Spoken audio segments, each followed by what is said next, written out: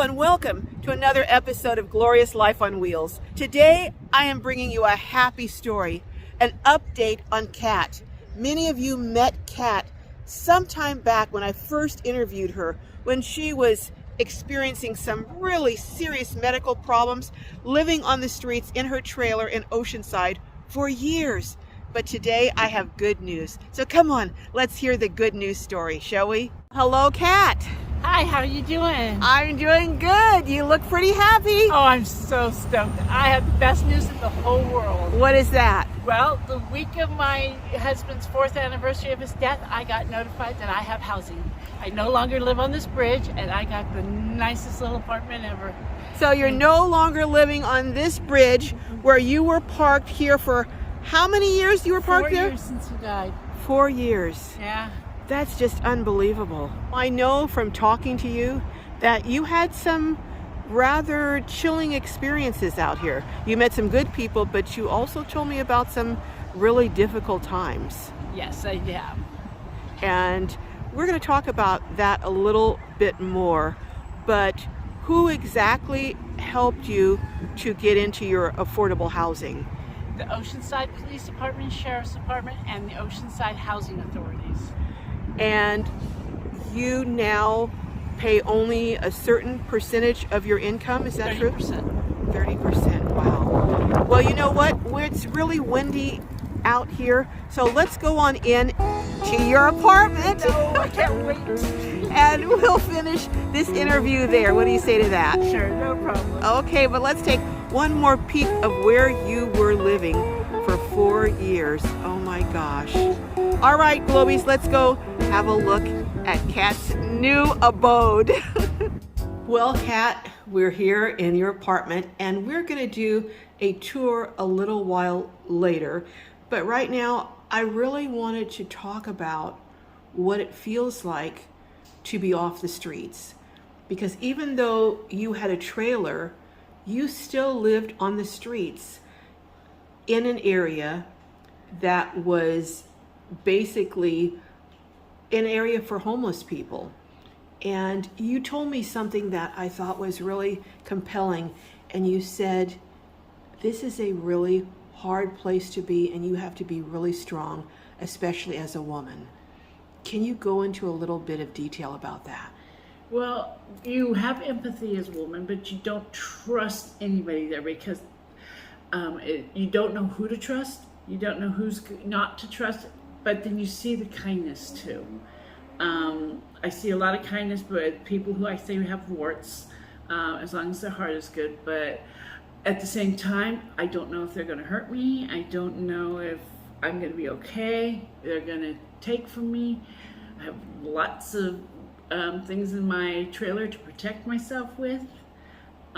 You were telling me that you described it as constant chaos. Yeah, every night you go to bed and then you wake up and you don't know if the police have got people in handcuffs, you don't know if there's carts behind you, you don't know if they're living on the bridge and someone's hanging off. You don't know what's going to happen when you wake up in the morning. And that's very stressful. And you were also talking about how people had broken into your trailer. They'd broken into my trailer and my car. And that was only because I'd given him a place to sleep one time before in the rain, and he decided he wanted to sleep again. So he destroyed my car in a certain spot. So basically, it sounds like your time living on the streets was the most difficult thing, from what you were saying, was being able to trust anyone. Yes. But it also, not trusting is not knowing who not to trust. Right. And some of the hardest people out there were the most gentle too. And some of the people that you actually trusted are the ones who took from me. Yeah. And I remember, you were always the first person when I was out there giving out food who said, oh, come on, let me help. And, I've got a pot you can use, or I've got some extra that I can put in it. You were always feeding people and helping. But I remember towards the end, I came to your trailer one night to talk to you, and you had a note up there. I'm not going to say what it said, but you, I guess, had been ripped off one time too many, and you had just wrote this. I had reached my breaking point, you know, and yes, I am not the most perfect person in the world, but I reached my breaking point at that point. And I was really concerned for you. Or this person just needed, it was raining, so I let them come in to dry off, and then you turn around and your cupboards would be emptied out. I know. I'm always so gullible, but I learned how strong I was. I learned how my empathy is. Yes. You know, my heart is still kind. It's still true, and I've learned a lot of hard lessons. I have made a lot of mistakes, but I've also grown. And you went through a lot of hard times in terms of you went through colon cancer and MRSA, because there's infections that are rampant with people who are living on the streets because they can't get the medical care and it's unsanitary conditions, and you went through a lot on the streets and were hospitalized a lot. Yeah. And what was it like just having to be so sick living on the streets? It was very scary. If I didn't have my golden retriever, I don't know what I would have done. But then there were other people that when I had colon cancer surgery, they slept in my truck with their dog and their grandson and took care of me.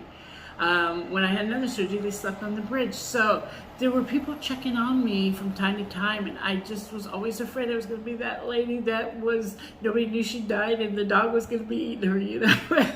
Fortunately, that's not going to happen to you because you're now in your own affordable housing unit. So can you go through, for viewers who are looking for and trying to get into affordable housing, a little bit about what the process was?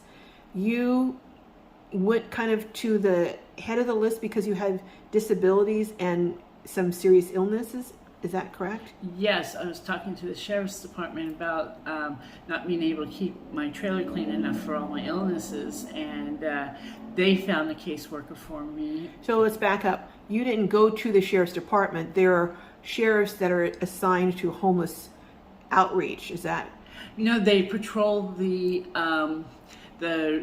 coaster, and so I stopped them and asked them to get me somebody because I needed help at that point. Now, how did you know they would help you? Just because I have a relationship with them. Okay. Okay. And actually, one of the sheriff's deputies was the one who helped that young man AJ get his ID. Yes. Yeah. And she does the street vets. Okay. So, and they helped you to get a caseworker. Yes. Okay, and that was sounded like it was through Oceanside, low income. But it was also through Health and Human Services, so that's a county agency. Okay, and you said he actually came to your trailer. Yes, he did. So did the caseworker find out and submit your information? Yes. Okay, so basically, for anyone who's looking, you got assistance through having a caseworker, right, and your caseworker is who found out about the units and the openings. Yes, he's the one dealing with it. All right. So you know what? You agreed to do a budget video with me. So we're going to sit down and you will reveal how much your apartment is and all of that stuff in a later video. And you also are going to share what your budget was when you were living on the streets. Right. Okay, so we'll do that later.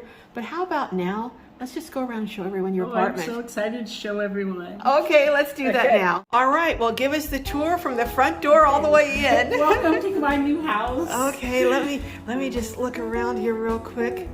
Oh my gosh. All right, well, give us the $1 million tour. Start at the front. Okay, so my little kitchen. It's a really tiny little table, and then I got a little cupboard here. And hold on. Let's look at the cupboard.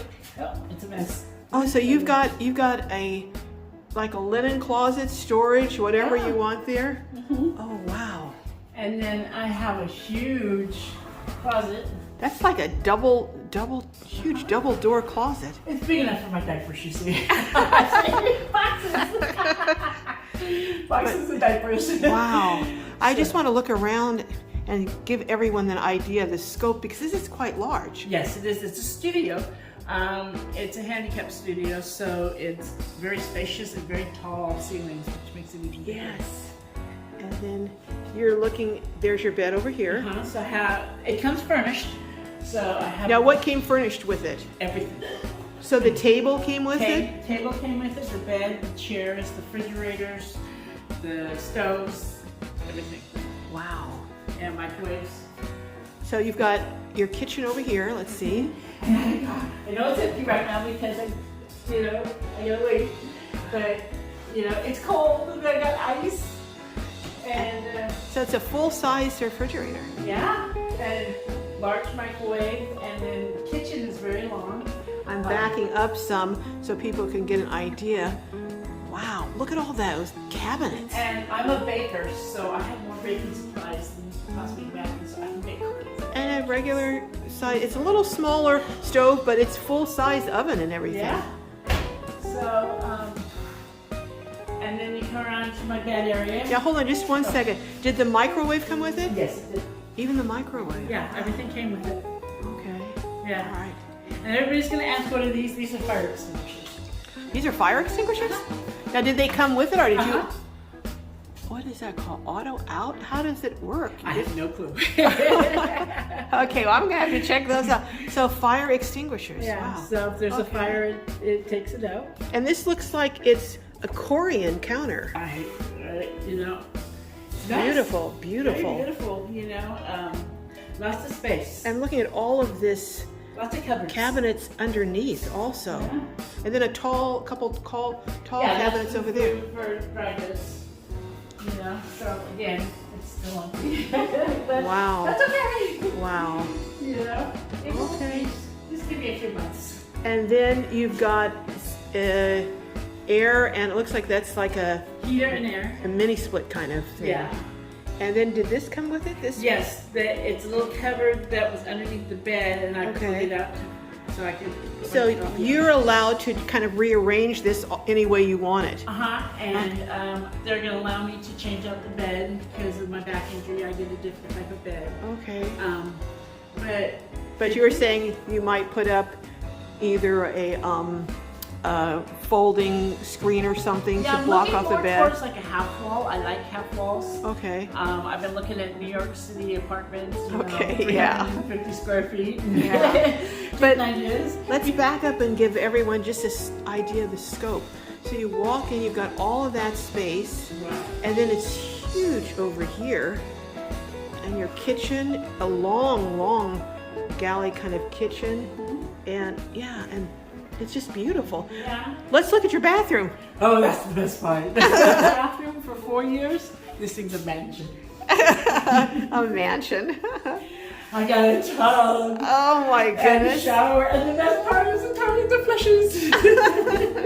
When you have colon cancer, that's important. Yes, wow. Yeah. This is a unit that you can actually roll a wheelchair in here. Right. Okay. And so it's large. It's very large. Yeah. This is bigger than my bathroom in my Yeah, home. It's bigger than my trailer. Oh my gosh. Isn't that nice? It's very I nice. can't wait for Mr. Bubble. I want to put a dresser here, and then I want a big. I'm a plant person, so there's going to be a big palm. But all this is going to take time. Yeah. A lot of time because I'm trying to start fresh and not be the widow. I want to be cats now, and I want my style and only mine. Okay. So it's it's going to be months before I get to see that. Everybody, thank you for watching me through my journey. It's been traumatic at times and been great at times, but I appreciate everyone. I really do. People have been watching your journey for a while now, and your positive outlook is And what I didn't really. do it for anything. I did it because one person, as scared as I am, I help. Is all that matters. Well, that's who you are. And I wish you the best, and I'm so excited I got a house. Thank you for following along with Kat's journey from despair to joy, from living on the streets in her trailer and having to move every few days, to now living in her dream home. And stay tuned, more is coming.